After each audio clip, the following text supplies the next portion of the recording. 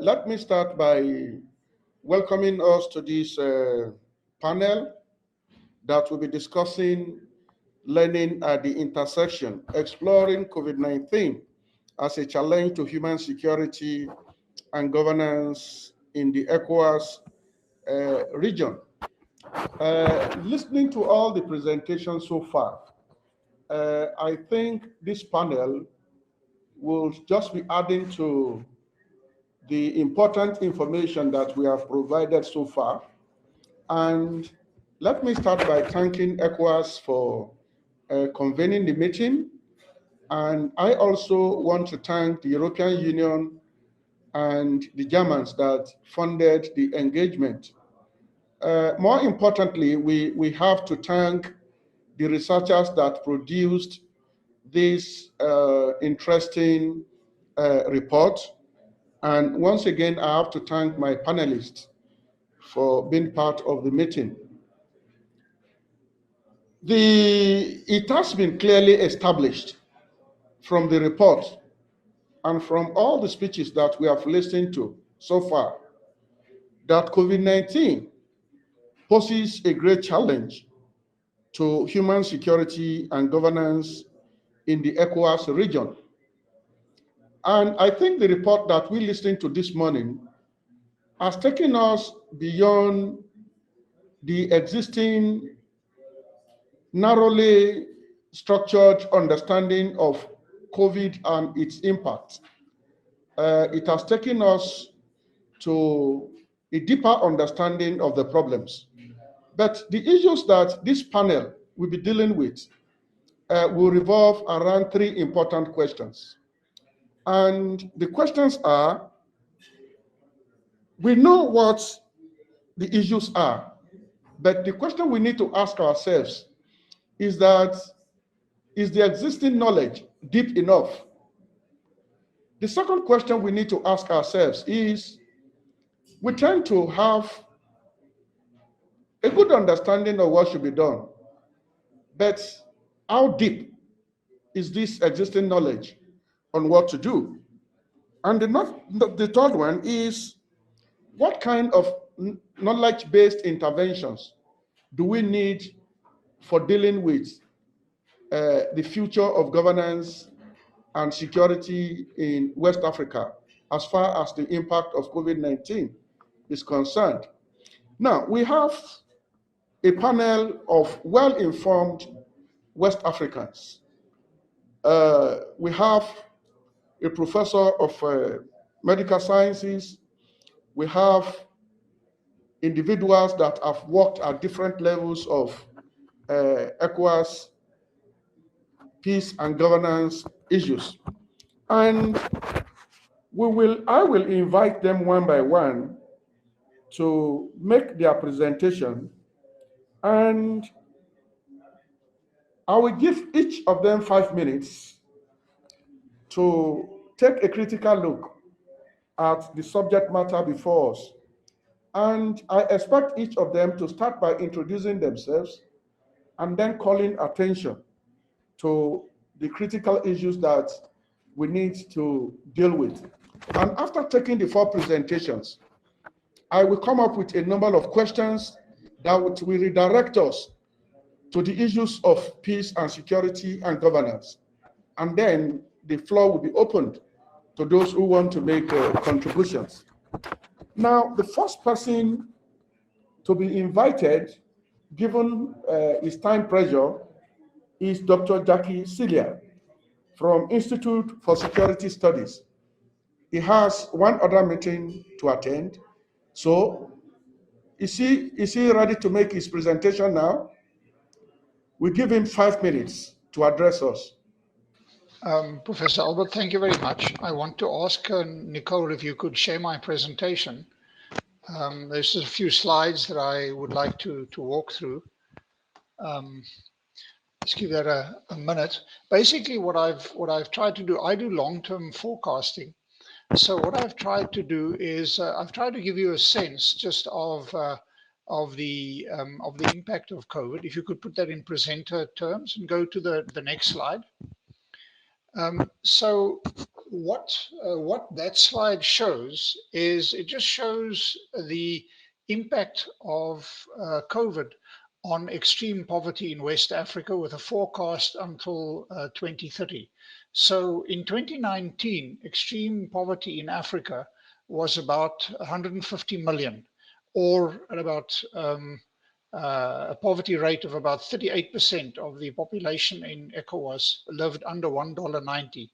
We expect that that COVID has increased that, so that by 2021, about 173 instead of 156 million West Africans will live in extreme poverty, and by 2030 it will get to about 184 million West Africans. Without COVID, it would have been about 178 million.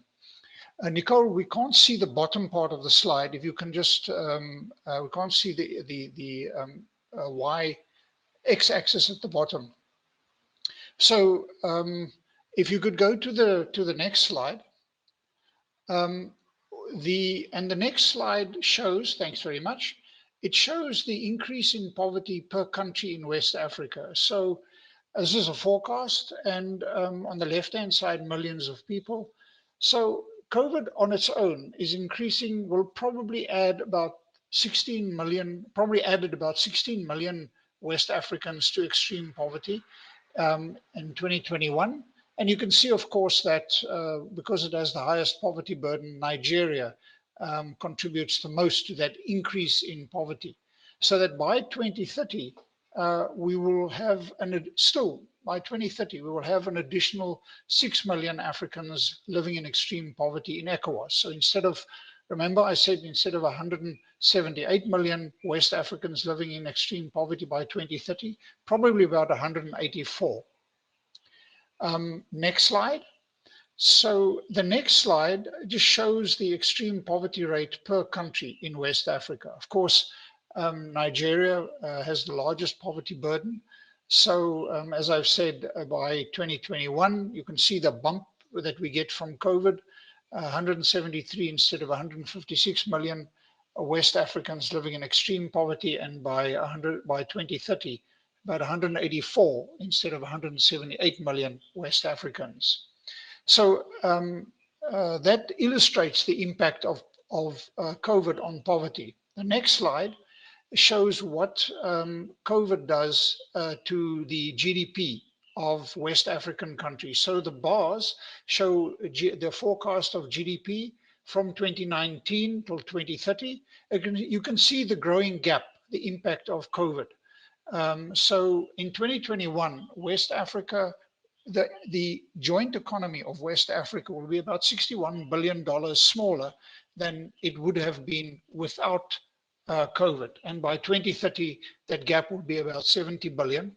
And then there is a number of cells, a spreadsheet across the chart that shows per country what the impact is on the economic size of every West African country, every ECOWAS country. Of course, because it has the largest economy, Nigeria takes the biggest knock, and its economy in 2021 was about $43 billion smaller, and by 2030 will be about almost $44 billion smaller than it would have been without COVID. The next slide shows what COVID has done to government revenues. Again, same story. It shows government revenues in billions of 2017 dollars with and without COVID. So government revenues for ECOWAS member states have declined by about 11 billion dollars in 2021, and by 2030 we're about $11 billion below what it would have been without COVID. And there is again a number of cells across the chart that shows what it has done per country in West Africa. Now that's very important, because with lower government revenues, everything goes down. If you show the next slide, Nicole, you'll see, for example, our forecast of improved water access, critical for health, how that declines over time. This is in percent of the West African population on the left-hand side. So at the moment, there's about 78.5% of West Africans have access to improved water, and you can see there's about a percentage change. So there's a slide that says implications. The next slide.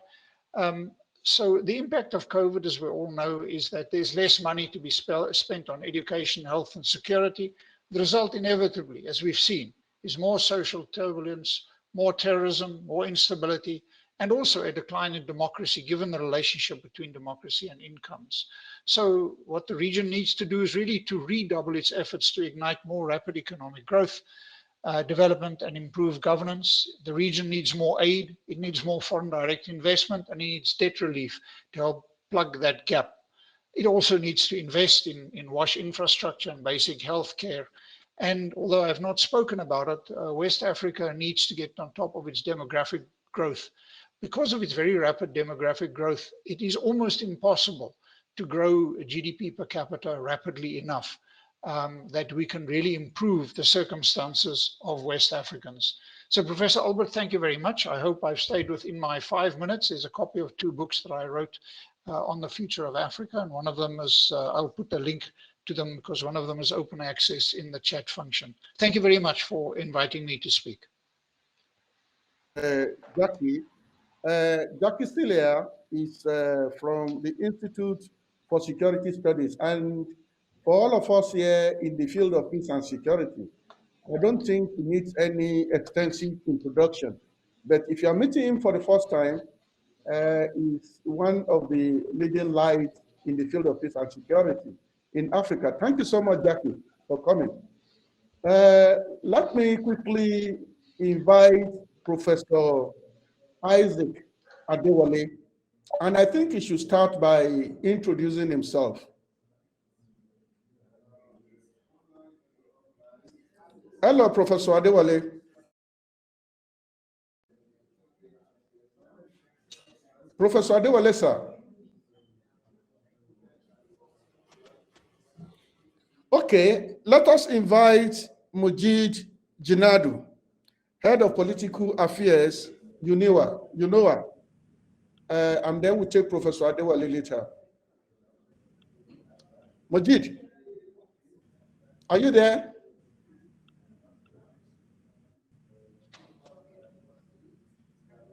Hello, can you hear me?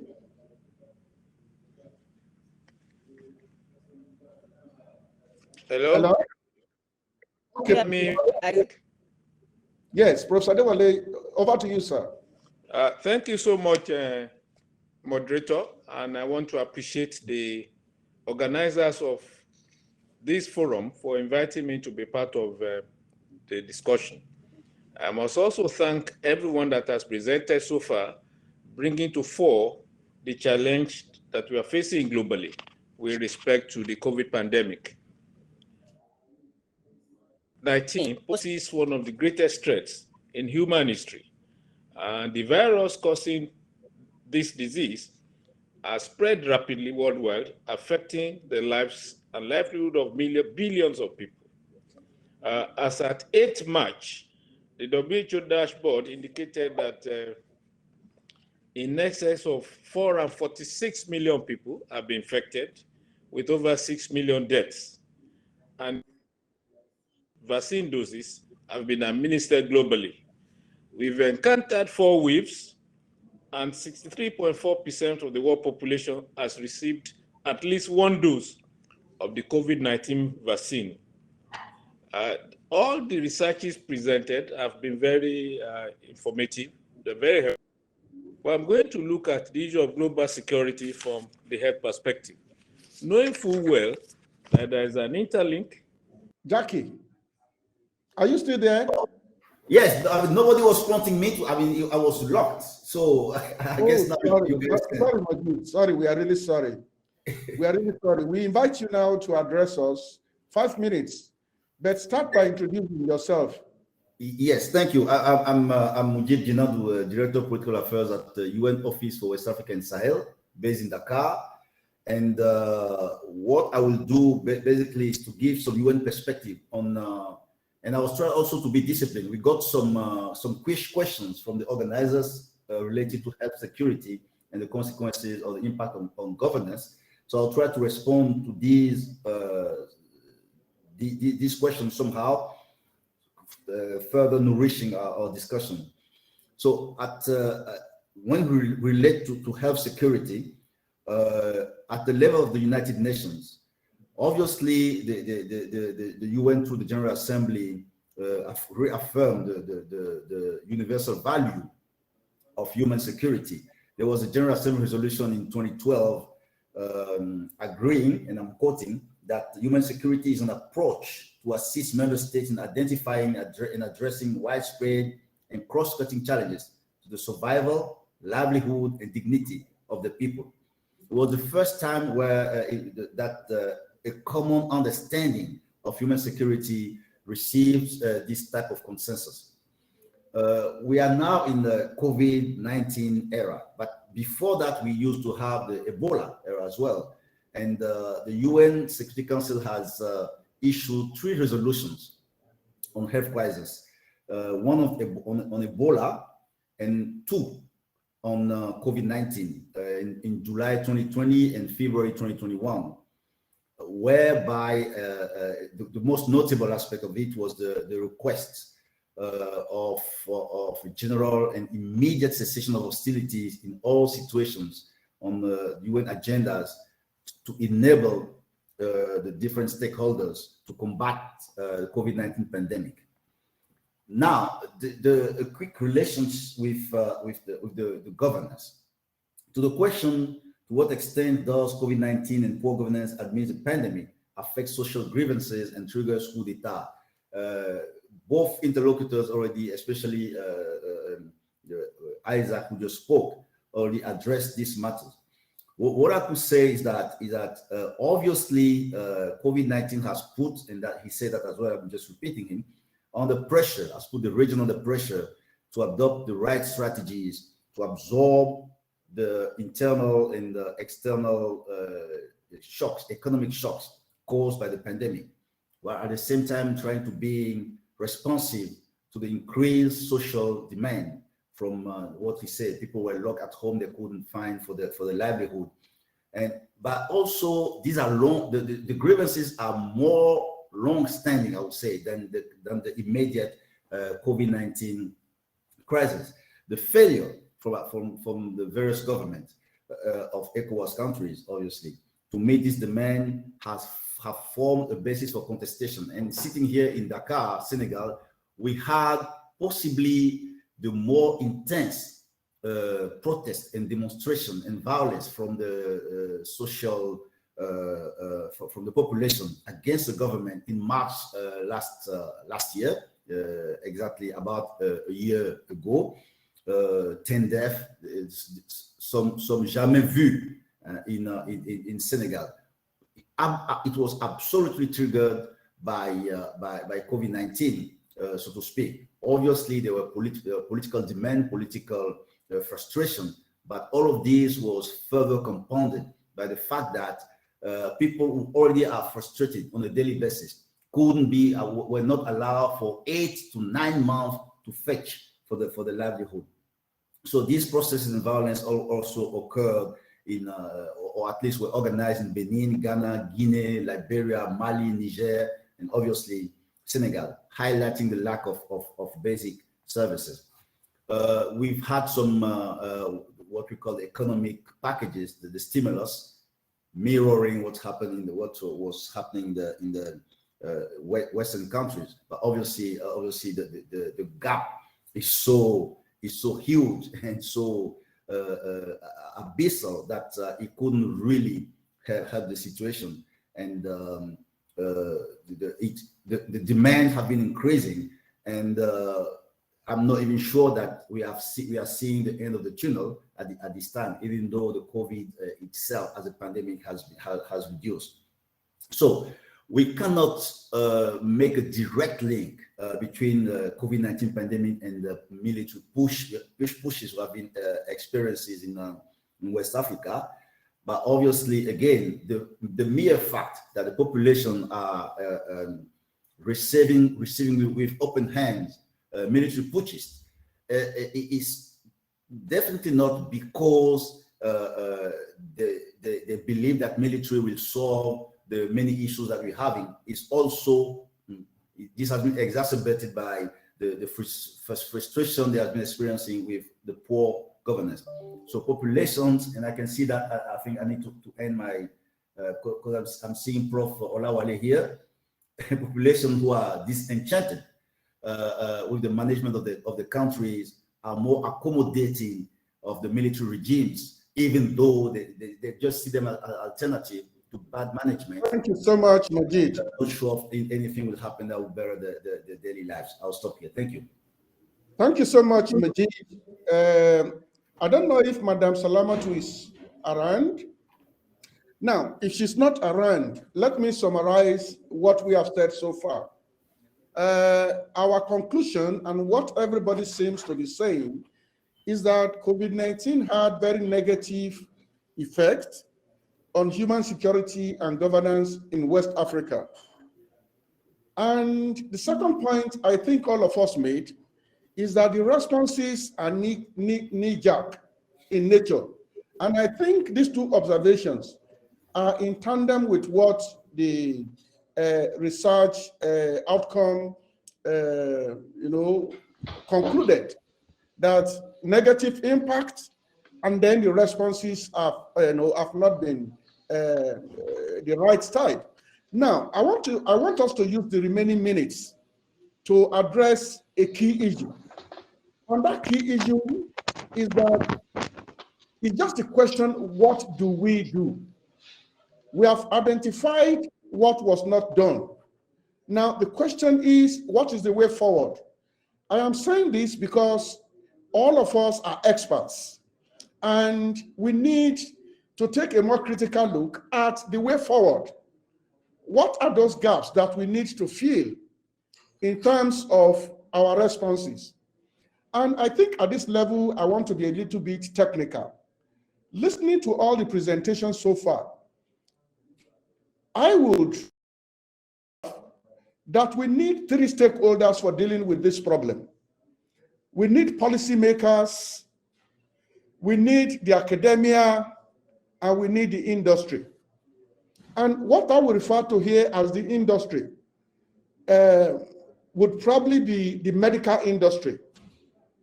Medical personnel need to provide us more information. Colleagues in the fields of pharmacy need to provide more information. Now, when we bring the three of them together in a conversation, that is, if we bring the academia, the policy, as well as industry together, we produce what is technically called triple helix. And the goal of triple helix is to promote a conversation that will help policymakers, because we are in a knowledge economy. And what our policymakers know is not enough for actually dealing with the type of problems we have before us. So I want to give 1 minute to each of us to respond in a very pointed manner to what we think should be done. And in recommending what should be done, we are calling attention to what has not been done so far. But I would invite Professor Adewale to take the floor. He made a profound statement that I want him to revisit. He said, health security is the key to global security. And I want to reframe that statement, that health security is the key to regional security. So that is to say that of all the 7 pillars of human security, the most important is health security. Professor Adewale, can you help us shed more light on that? It's a powerful statement. Hello, Professor Adewale. Okay, Jackie, we want you to come in with some powerful recommendations that ECOWAS must address after this meeting. Thank you very much, Professor Albert. I hope you can hear me. Yes, I can hear you clearly, sir. Yeah. So, you know, you made in your very kind and generous introduction, you made the point that I work on peace and security. And that is true. For many, many years, for actually a few decades, I worked on peace and security. But I became increasingly frustrated because I felt that we are dealing with the same issues year after year. And my interests have entirely shifted. I now look at long-term forecasting, and I shared with you some of those forecasts where we think, for example, extreme poverty is going in West Africa. And if there is one thing that my research has indicated is that there is a host of challenges that all have to be met. It is not really a choice. West Africa needs to get on top of its demographic dividend, which in the long term is probably the most important challenge that it faces. Its population growth rates are simply unsustainable over the long term. It condemns you to poverty. It's a strong statement, but it's very true. You need to get on top of your health and wash infrastructure. You need to industrialize. You need to be a full partner of the implementation of the African Continental Free Trade Area. You need to educate. And so I can carry on. There are 11 sectors that we do forecasts on. And yes, certain sectors like the agricultural sector has the most growth potential, and it has the largest potential to reduce extreme poverty and improve incomes in the majority of African countries, including in West Africa. Because if you don't go through an agricultural revolution, you can't go up the growth curve. All of Thank that. you so much, Jackie. Yes. Thank you so much. We have a few minutes left. May I invite Professor Adewale? I'm sure you listened to the point I made, calling your attention to your statement that health security is the key to global security. I reframed it and said, health security is the key to regional security in West Africa. Shed more light on it, sir, because Yes, that is very powerful. Thank you so much, Isaac. Let me apologize for this technology. It's new to me. It's Okay. the first time I'm using this Remo. Because you belong to the analog age. No, I'm used to Zoom and WebEx, but this one is new, and Okay. It has failed me. I'm sorry for it. Okay. Yes, Thank you. I actually advocated that we need to resituate health as a cornerstone for security in West Africa. I think for quite a long time, we do not recognize the contribution of health to development. Health is actually a pro-development issue, and we should not see it as expenditure. So countries in West Africa should invest in health. That's number one. Let me also appreciate Jackie for his comment on demographic dividend. In West Africa, we are breeding poverty. When a country's population growth exceeds the growth of the GDP, that country is breeding poverty. And many countries in West Africa were breeding poverty. We are not creating jobs. We are not facing the issue of food security. We're not looking at issues of food storage. And we need to look at how do we store food. In the past, I'm sure you are aware that people would dry meat, they would dry pepper that you can store for a long time and keep. We threw them away and embraced Western culture blindly. And we started using our refrigerators and freezers, and then, but with no electricity, you can't store them. So we need to go back, look at our culture. How do we preserve food? How do we store food? And how do we take care of our people? And as I also said, let there be simulation. And we need to grow our health system. There is a difference between hospital-based care and public health. A lot of the countries in West Africa are building gigantic hospitals. That is not commensurate with public health. Public health is looking at the health of the people right down to the remote village. Not when you build a teaching hospital in Lagos, in Accra, in Monrovia. So, Okay, and we also need to look at health at subnational level. Thank you. Thank you so much, sir. Majid, do you want to chip in one or two statements? Yes. Just because I want to disagree very quickly with this concept of limiting birth as towards development. I fully disagree. I mean, this demographic issue, we should get back, but it's not the issue here. But development, I mean, it's development that results in limitation of birth and limited demography. Let's not go there. It's a whole issue that anyway. Let's get back to this issue. I guess we had Ebola, we had COVID. Certainly, the health security challenges will continue in West Africa and Africa. I think Professor Isaac Adewale just said it. We absolutely need not to continue consider the production of vaccine, therapeutic, diagnostic as alien concept. It's something we can do, we have to do, so that at least we can have some control of this kind of public disease. Let me stop here. Well, thank you so much, everybody on this panel. This assignment was given to me by the organizers of this forum. I must confess that I've taken several lessons for the classroom. When I go back to my university to teach some of the issues we have addressed, I think I will present to my students some of the ideas stolen from this. And one of them, unfortunately, Mojit disagree with. I think the demographic issue in Africa is a serious problem. We might say that we shouldn't bother ourselves with how many children we have. But I think at general level, it is a problem when you do not have resources for taking care of the children you are giving birth to. Create resources.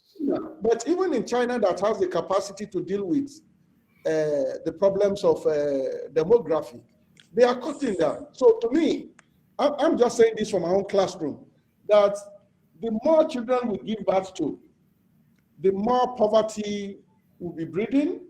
And it is theoretically established that when you breed poverty, I mean, around whatever factor, you cannot at the same